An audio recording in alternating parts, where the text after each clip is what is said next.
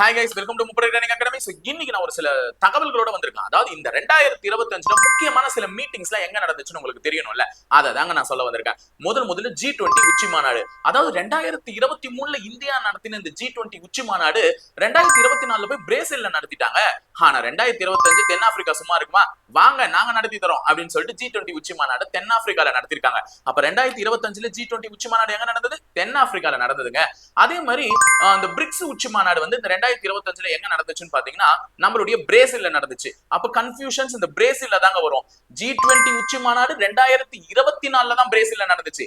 ஆனா பிரிக்ஸ் உச்சி மாநாடு 2025ல தாங்க பிரேசில்ல நடந்துச்சு. சோ கன்ஃபியூஷனை கிளியர் பண்ணிடுங்க. அதே மாதிரி பிரிக்ஸ் உச்சி மாநாடு அடுத்த 2026ல எங்க நடக்க போகுதுன்னா நம்மளுடைய இந்தியாவில தாங்க நடக்க போகுது. சரிங்களா? அதே மாதிரி இன்னொரு முக்கியமான ஒரு மீட்டிங்கான G7 வந்து 2025ல எங்க நடந்துச்சுன்னா கனடால நடந்துச்சு.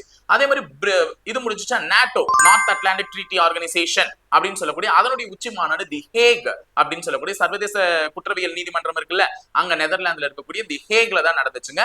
சோ 2028ல ஒலிம்பிக்ஸ் எங்க நடக்க போகுது தெரியும்ல உங்களுக்கு, நம்மளுடைய அமெரிக்கா லாஸ் ஏஞ்சல்ஸ்ல தாங்க நடக்க போகுது.